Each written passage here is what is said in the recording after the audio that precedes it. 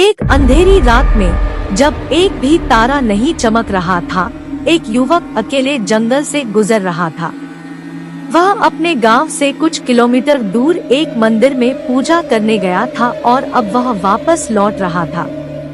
रास्ते में उसे एक भयानक आवाज सुनाई दी। वह आवाज इतनी भयानक थी कि उसके पैरों के नीचे से जमीन खिसक गई। वह जल्दी से एक पेड़ के पीछे छिप गया और आवाज के स्रोत की ओर देखने लगा। कुछ समय बाद उसने देखा कि एक बड़ी सी काली छाया उसकी ओर बढ़ रही है। छाया के पास लंबे लंबे नाखून और तीखे दांत थे।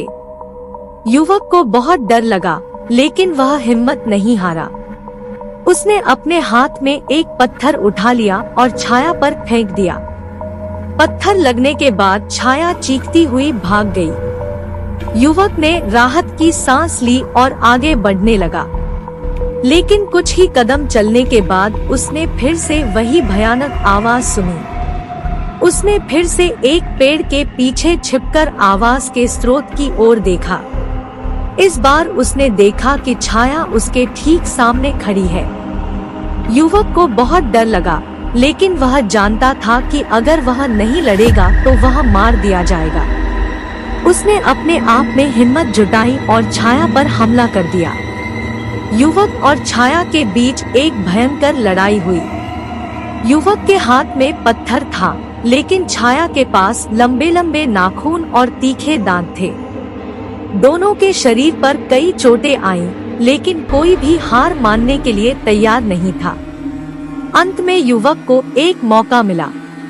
उसने छाया की आंखों में पत्थर मारा, जिससे छाया दर्द से चीखती हुई गिर गई। युवक ने मौका का फायदा उठाया और छाया के सिर पर पत्थर से हमला कर दिया। पत्थर लगने के बाद छाया का सिर फट गया और वह मर गई। युवक ने राहत की सांस ली और जंगल से बाहर निकल गया। वह अपने गांव तक बिना रुके दौड़ता रहा। जब वह अपने गांव पहुंचा तो उसे बहुत खुशी हुई। उसने सभी लोगों को बताया कि उसने एक भयानक राक्षसी को मार डाला है। सभी लोग उसके इस काम की प्रशंसा करने लगे। उस दिन से युवक गांव का हीरो बन गया।